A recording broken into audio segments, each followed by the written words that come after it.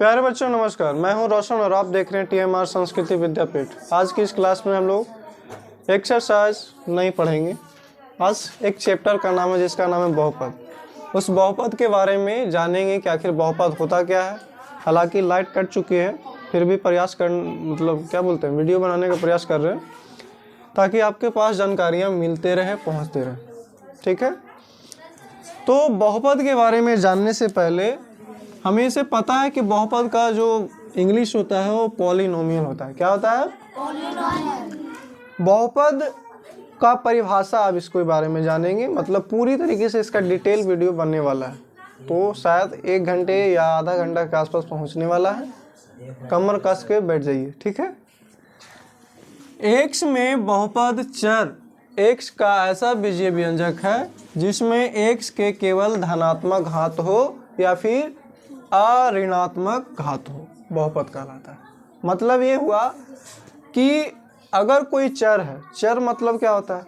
चर वैसे पद को कहते हैं जिसका मान कभी नहीं बदलता है। झूठ बोल दिए ना? हमेशा बदलते रहता है ना।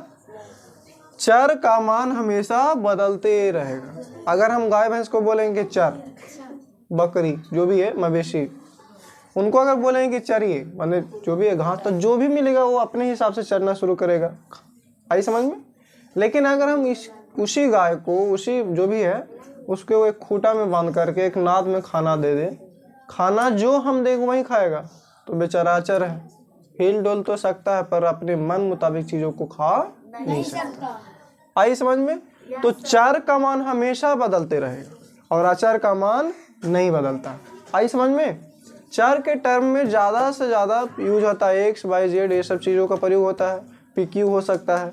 और अचर के रूप में स्मॉल लेटर में ABCD ये सब का प्रयोग हो सकता है। साथ ही साथ क्या हो सकता है, तो गिनती वाले चीज़ें है ना, काउंटिंग वाला वर्ड जितना भी है उन सभी का प्रयोग होता है अचर पद में। आगे समझ में?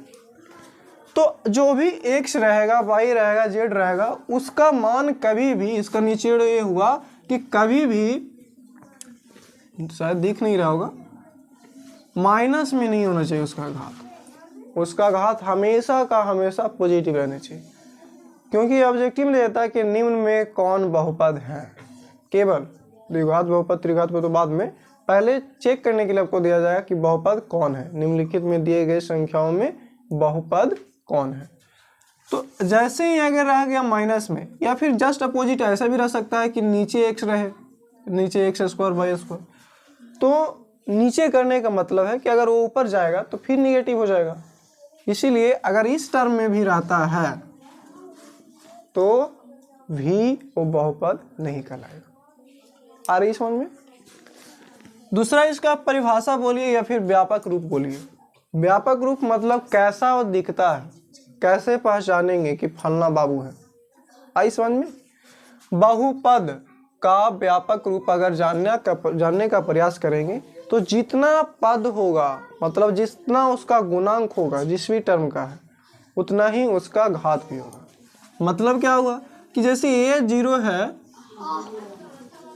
ठीक है, क्या है A 0, तो इसका पावर भी 0 हो जाएगा, x 0।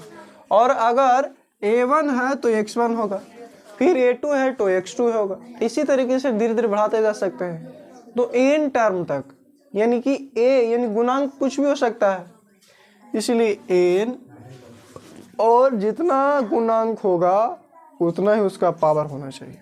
आई समझ में? x के power n, n into x के पावर n। अब यहाँ an क्या है, तो an का मान कभी भी 0 के बराबर नहीं होना चाहिए। an क्या है यहाँ पर, तो गुणांक है जिस भी पद का। मान लीजिए यहाँ किसका गुणांक है, xn का, x के पावर n का गुणांक है, और वो गुणांक ही 0 हो जाएगा तो पूरा 0 हो जाएगा। इसीलिए कभी भी an का मान, गुणांक का मान 0 के बराबर नहीं होनी चाहिए। और n क्या है, तो n एक अऋणात्मक पूर्णांक बोले तो धनात्मक है, अऋणात्मक, ऋणात्मक नहीं तो धनात्मक है। तो n का मान कभी भी अऋणात्मक नहीं होना चाहिए, होना चाहिए हमेशा क्या होना चाहिए, धनात्मक होना चाहिए। क्या होना चाहिए? यही टाइम ना बोला कि ऋणात्मक नहीं होना चाहिए। पहले क्या बोला, ऋणात्मक, तो धनात्मक होना चाहिए। वही पढ़ने बउआ, कोई दिक्कत है? नहीं। अब क्यों नहीं होना चाहिए अभी बता चुके हैं कि अगर जाएगा तो जैसे x के पावर -3 है तो ये बहुपद में नहीं इंडिकेट होगा। खत्म। जिसमें भी माइनस समझ में आए, माइनस में या फिर बटा में रहे तो बहुपद में इंक्लूड नहीं होता। कभी कभी ऐसे देगा रूट 1/√, ऐसे करके, तो रूट का मतलब कितना, पावर हाफ है, 1/2 है कि नहीं है। और उस पर ऐसे रहे 1/√x, तो x का मान 1/2, फिर ऊपर जाएगा तो -1/2 हो जाएगा। आ रही समझ में? तो नेगेटिव नहीं होनी चाहिए। अब जानते हैं कि गुणांक क्या होता है। हमें रटने की ज़रूरत नहीं है। मैथ या जो भी सब्जेक्ट है फर्स्ट टर्म में आपको समझने का कोशिश करना अनिवार्य है। इसका क्या बोल रहा है, गुणांक बोल रहा है। क्या बोल रहा है? कोएफिशिएंट। क्या? कोएफिशिएंट। अब गुणांक को अगर तोड़ने का प्रयास करें तो किधर तोड़ दें? इसको अगर तोड़ें तो गुना प्लस अंक होगा। गुना प्लस अंक मतलब अपना अकॉर्डिंग, इसको कोई संधि विच्छेद नहीं है। तोड़ने का प्रयास तो गुना प्लस अंक, गुना प्लस अंक। इसका मतलब ये हुआ कि जिस भी अंक से एक गुना है वही हमारा गुणांक है। अगर हम इसमें बोल दें कि x का गुणांक कितना है तो इससे कौन गुना है? a1। कौन सा अंक है देखना, बस खत्म। x से कौन गुना है माने कौन सा अंक गुना है, बगल में तो कुछ नहीं है, गुना में है। तो a जो है x का गुणांक हो गया a1। उसी प्रकार x² का गुणांक कितना? a2। उसी प्रकार xn का गुणांक कितना? an। मतलब जे बगल में रहेगा गुना होल रहेगा वही हमारा गुणांक कहलाएगा। आ रही है समझ में सबको? जैसे एग्जांपल के तौर पर हमने लिया, क्योंकि जगह बहुत कम है ना। 2x² + 3x + 2 में x² का गुणांक कितना? तो x², जिसका पूछेगा उसको पहले घेर लेना। तोरे पूछल को ना, x² को घेर लिए। अब बगल में कौन है, मान लेते हैं वो चोर पकड़ाया। अब इस चोर से पूछा जाता कि कौन कौन साथी है, तो बगल वाला जब एकदम ज़्यादा जिगरी रहेगा नाम बता ही देगा। अब जिगरी न रहेगा तो फिर उल्टा बोल दिए ना। जिगरी रहेगा तो थोड़ा देर के लिए रोकेगा, नहीं बताना है, लेकिन ये जिगरी नहीं है, बता देगा कौन है, 2। उसी प्रकार अगर बोल देता कि x का गुणांक कितना है और ये क्या है, 2 अचर पद है। क्या है? यही जब आगे सीखेंगे तो a b c ऐसे करके डिनोट करेंगे। आ रही समझ में? चलिए आगे बढ़े। अब उसी प्रकार बहुपद के घातांक या घात, बहुपद के घातांक या घात, जितना माथा पर रहेगा वही घात होता है। माथा पर जितना पावर रहेगा ना, जो भी अंक लिखा रहेगा वो हमारा घात कहलाएगा। चर x के महत्तम घात x को बहुपद का घातांक कहते हैं। ये तो परिभाषा समझ नहीं है। ठेठ हिंदी में ये है कि जितना भी देखिएगा बहुपद लिखा हुआ उसमें सबसे ज्यादा माथा पर कितना है वही हमारा बहुपद के घात है। दैट्स ऑल मिलॉट। समझ में आ रही है? यहाँ पर देख रहे हैं 3x के पावर 4, 9x3, 6x², 3x के पावर कुछ नहीं तो 1, इधर x के पावर कुछ नहीं तो 0। सबसे ज्यादा कौन है? सबसे ज्यादा इसमें कौन है? 4। माथा पर कितना सबसे ज्यादा है? 4। तो यही हो जाएगा बहुपद का घात या घातांक। ठीक है, घातांक बोले या फिर घात बोले, सबसे ज्यादा जो माथा पर रहेगा वही हमारा घात कहलाएगा। आगे बढ़े। अब पद क्या है? पद क्या है? Terms of polynomial. तो जो भी प्लस माइनस के साथ अलग अलग होगा वो सारा का सारा क्या कहलाएगा? पद कहलाएगा। जैसे मान लेते हैं ये देख रहे हैं a0 x a1x a2x² अनंत तक है, यानी n तक है। किसका बहुपद का पद है? ये जो मानक रूप था उसका पद है कि नहीं है? नहीं समझ में आया होगा।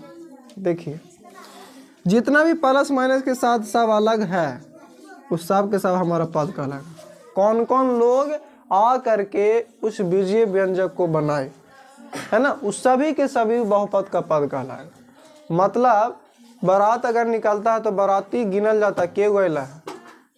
आई समझ में आ रहा है ना, उस बारात में कितने लोग आए वो सब पद है। मानी ये बाराती अगर है इतना सारा तो ये सब क्या कहलाएगा, पद कहलाएगा, प्लस माइनस को छोड़कर। अब जितना बाराती हो सकता है, कोई और में दुश्मन भी हमारा हो सकता है, कोई दोस्त भी हो सकता है, वगैरह वगैरह, समझ रहे हैं, कोई जिगरी यार हो सकता है। आगे बढ़े। अब इसमें देखिए 3x² 4x + 6 है, तो बताइए इसमें बहुपद नहीं होगा, बहुपद का पद 3x², 4x और 6, ये सभी के सभी बहुपद के पद कहलाएंगे। आगे समझ में, इतना सबको समझ में आ गया होगा। फिर से रिकॉल मार ले। बहुपद उसको कहेंगे जिसमें कभी भी उसके चर x का जो घात है ऋणात्मक नहीं होना चाहिए। समझ में आ गया। बहुपद का व्यापक रूप क्या होगा, a0 तो x0 प्लस a1 तो x1, फिर a2 रहेगा तो x2, माने 2 नहीं बोल सकते, x² बोल सकते हैं। उसी प्रकार डॉट डॉट डॉट करके बढ़ाते जाएगा, अनंत तक जाएगा। कहाँ तक, n है तो x के पावर n रहेगा। ये हमारा क्या हो गया, व्यापक रूप। अगर आपको ये समझ में आ गया, किधर गए, ये समझ में आ गया तो सब इसी में है। अगर हमको देखना है कि पद कौन है, तो जो भी अलग अलग प्लस माइनस के साथ है सब पद है। गुणांक कौन है, तो एक से यानी 4 के बगल में जो भी पद रहेगा, अचर रहे या फिर कुछ और रहे, उस सब के सब हमारा गुणांक कहलाएगा। बगल में जो रहेगा चिपक के बैठा, वही हमारा शत्रु है, गुणांक है। आई समझ में, कोई दिक्कत है। अब पावर किसको कहते हैं, घात किसको, तो इस जैसे लिखा रहेगा उसके सबसे ज्यादा माथा पर कितना वजन है वो देखना है। समझ में आ रही है, वो हमारा क्या कहलाएगा, घात कहलाएगा या पावर कहलाएगा। खत्म। बाकी सब तो बता ही दिए। चलिए नोट करिए, इसके बाद बताते हैं।